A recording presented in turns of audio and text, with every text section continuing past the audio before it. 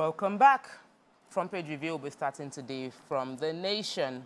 Major headline: Ministers, Tinubu moves SAN, ex-governors, technocrats, others. Senate leaders, president's list ready tomorrow. We are all waiting.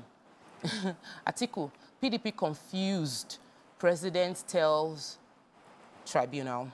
NEC discos fine-tune tariff hike plan. Federal government will redirect 800 million palliative cash. ASU loses bid to stop Konwa's registration. Cash surge into economy forces interest rate hike. Federal government has raised $500 million for food sufficiency, says Shetima. And Southeast battle erosion. Ladoja pledges loyalty to Olubadan in council. What story are we starting with?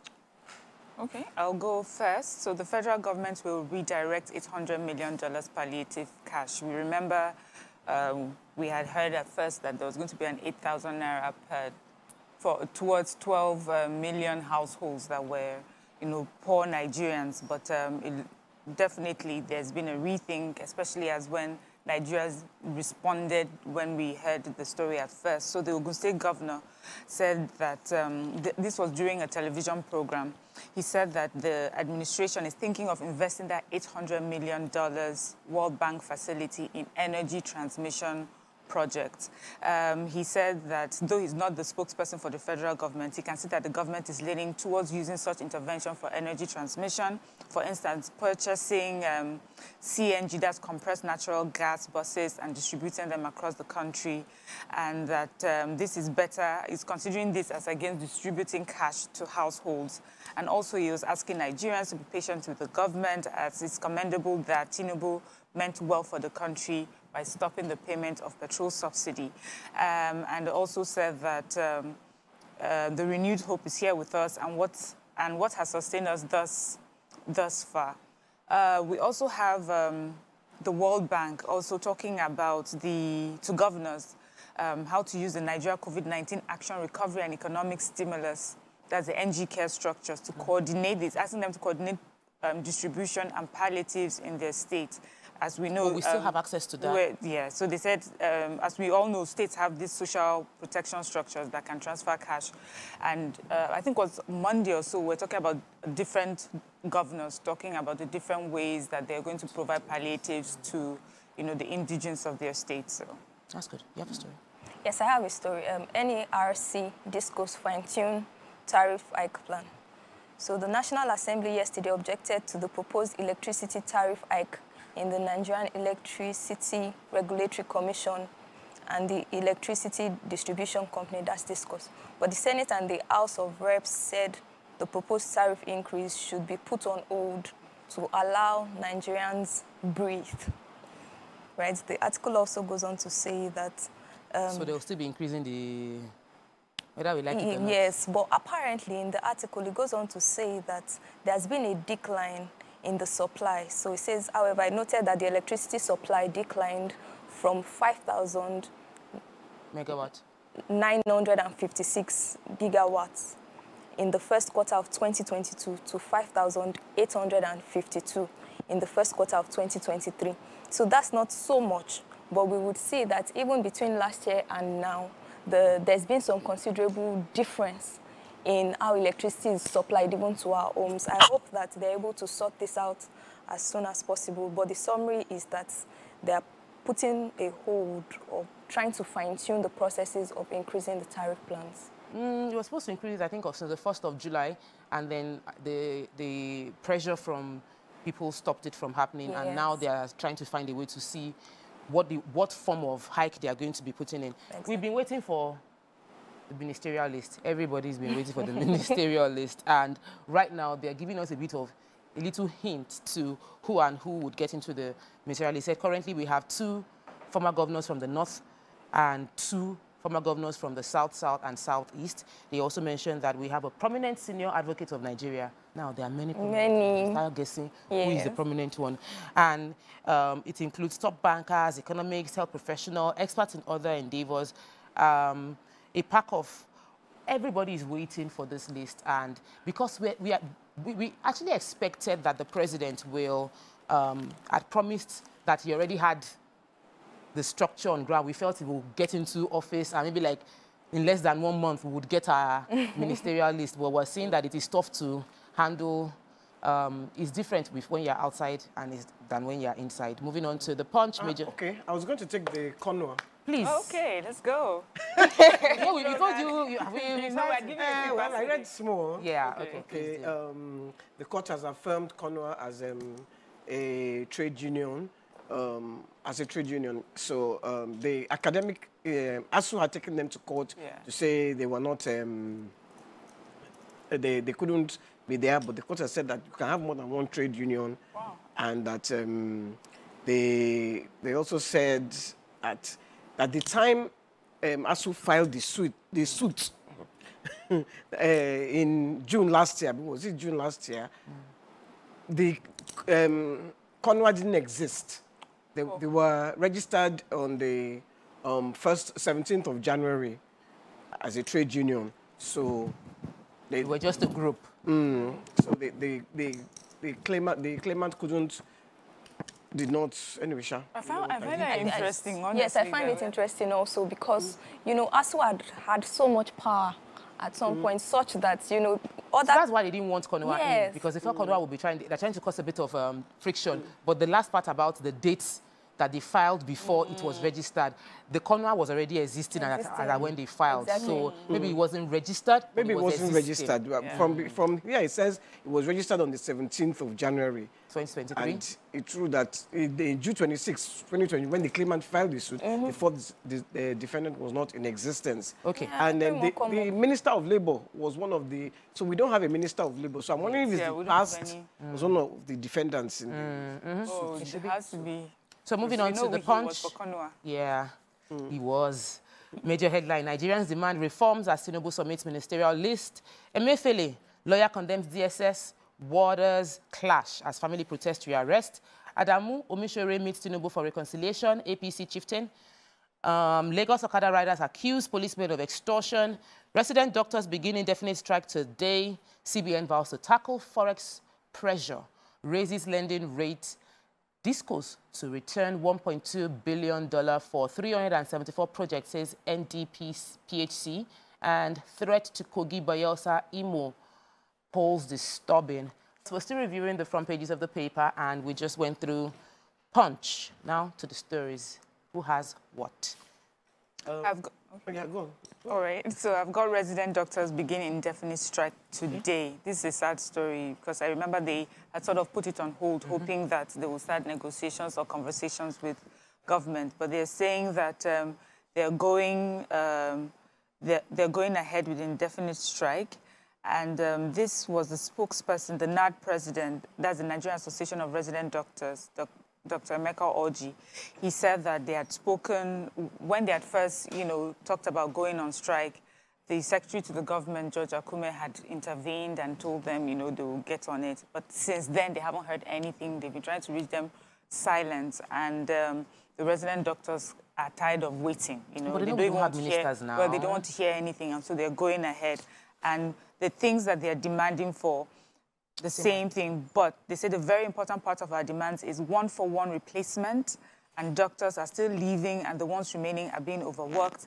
He gave an example of a doctor in Bayelsa who had died from being overworked, and that this has been going on for too long, and so that's why they're going ahead with the strike. I know Lagos has a policy for that one, for like automated replacement of doctors and teachers as a system. As a policy, but how is it in implementation? No, this is not Lagos. This is federal. Yes. So if they can replicate the same policy across the 36 states, that on a federal level, if one person leaves, the CMD has the right to replace that person with an equally qualified person. But that's what they're saying. There's so many leaving. How many qualified are left to take on the numbers? It's not as if that we have doctors just sitting and waiting. You know, it's just that we have very few. Okay, you have the story on... Some commercial motorcyclists have accused the Lagos State Police Command of extortion. They claim that the police attached to Afonka and Shasha, Moshalashi police station along Ayobo Road, are always harassing them. That when they don't even ply the banned roads. But they come and meet them where they're parked, on banned roads, and then they start to extort money from them. One motorcyclist, Christian Asuko, said that his friend had been the victim of a policeman that collected 2,000 from him. He said, sorry. Anyway. Extortion. Yes, but that they come to OK Street. Said they come to OK Street at the Kpako Junction. You know, so these are different places. There is Moe, there is Shasha, and Ayobo, all those places that they're coming to meet them there. That they should please do something about it. The spokesperson, they couldn't get the spokesperson, but the officer they called said yes, that they had heard, but that they can't talk about it, that the PPRO has to talk about it. So, yes, Adamu and Omisore meets Tinubu for reconciliation. President Bola Tinubu on Tuesday received in audience the immediate past national chairman and secretary of the ruling All Progressives Congress, Senators Abdullahi, Adamu, and Iyiola Omisore, respectively, at the Aso Rock Presidential Villa. The article goes on to say that Adamu and Omisore went to the villa to thank the president for the opportunity given to them to serve the party. This shows that they are good party men. That they resigned their position does not mean that they're no longer members of the party. And this article really explains that how it is that, you know, when we see as citizens that some people have resigned some posts, we take it personal and feel like the world is going to fall. But at the end of the day, we see that these people are still in a team. They still don't mind. But we, as citizens, we take it really personal. And I think you are very right. Because everyone will be fighting for them, but they go and meet in parties. And yes. Their children marry each other. Yes. That's the one that's so shocking. You will not take their problem on us. Yes, leave them. It is well. Daily Sun, major headline, Senate prepares for recess amid non-submission of ministerial list. Security agencies delay Tinubu with slow check on nominees. That's a good information to put out there. And the senators prefer list with full security reports. They said it will get to us in 48 hours. That's from Bamidele. There's a beautiful picture that has been on a few papers that I didn't mention. Pictures showed the group CEO of X3 Media, Steve Abaiko, and the governor of Lagos State on winning the West Africa's and Nigeria's first award at the world-acclaimed Cannes Lion Advertising Festival in 70 years. That's a big deal. And there's a bad picture that is our hot topic later today of DSS officials and prison. 2 faces of Nigeria. Yeah, 2 faces. One is celebrating and another one embarrassing us. Moving on to other stories. The Emefiele DSS prison officials in power tussle fight over custody of ex-CBN governor. Ijaw youth declare war on oil firms in Niger Delta over gas flaring. Kaduna records 68 suspected diphtheria cases, 8 deaths. National Assembly bans disco NEC from increasing electricity price, estimated billing as well. And Senate in rowdy session as Oshemole faces lawmakers' wrath. YK, you're going to take that story, right? So apparently, Adams Oshemole gave an interview where he said that they looted all the video, the laptops, the carpets, everything that he himself, that he had to buy his own laptop, he had to buy his own, what else did he buy? Anyway, he had to buy some things, furniture. So the Senate were watching. So yesterday now, when he got to, they now bombarded him. How dare you say that we are looters? That we said, so he now said, he apologized. They said the Senate president called him and, asked him to apologize. So he said, he apologized. That's not what he meant to. That's not what he meant. And he was just saying that he was trying to defend why they need 70 billion to redo their furniture. It's because all the furniture has been stolen, vandalized, not looted. Okay. English has some comic relief. But if they took it away, and he said it, why are they upset about but he's a junior member, they are senior members. They have CCTV. They will know who to They know now. The video. Did he lie? If I were him, I would say, rephrase it. did I lie? This is his first. Yes, He should watch himself. I actually listened to the audio of him saying, no, not the interview, apologizing. No, I didn't mean it like that. So sadly, I'm taking us to Kaduna State, where it has been recorded that 68 suspected cases of diphtheria, and then 8 deaths from the disease as well. We've taken this story quite a bit recently. So they're saying it's a serious bacterial infection that affects the mucous membranes of the nose and throat. Key so symptoms? in Kaduna, well, I'd taken it before, so I think you get sore throats, a fever, a headache, and they say once you have those symptoms, especially for children, make sure you take them to the hospital. Because what had happened is a lot of people try to take care of them at home, and by the time they get to hospital, it's too late. It blocks their airways. Anyway, so here in Kaduna State, they mentioned some of the cases.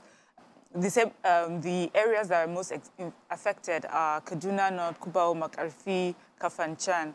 And they said they have 5 fatalities from Jama'a and 3 from Makarfi. So it's just an announcement to let people understand that this is very much real and we should be careful. We should remember hygiene and sanitary procedures. Wash. You have a story about the Ijo? Yes, Ijo youth declare war on oil companies in Niger Delta over gas flaring. The article goes on to say that Ijo Youth Council has warned that it will no longer condone incessant gas flaring and insensitive practices of international oil companies operating in the Niger Delta. He urged governments, one of them urged governments to explore areas where the region has competitive advantage in order to ameliorate the uncontrollable suffering of the people. All right. I think that this has been reoccurring for over and over again. We shouldn't even be talking about this anymore. It should be long forgone, but we will still talk about it because the impact on the lives of those that live within Niger Delta, we shouldn't be flaring gas, but that's all we can take. I'll just read the headlines for Vanguard. Major headline from Vanguard is the same story all over. We're talking about it as our hot topic for today. DSS, prisons, officials in free for all over Emefiele. And in other stories, rowdy session in Senate, Waike just took that story. A sad one, CBN has intensified anti-inflation effort, and that move is by raising the MPR to 18.75%. That would impact on businesses. Tinubu to send ministerial list to us in 48 hours. That was also explained that because they were doing security check. National Assembly moves against electricity tariff hike and estimated billings, and federal government ASU court confirms Konwa NAMDA registration as trade union. That's what we can take on front page review for today.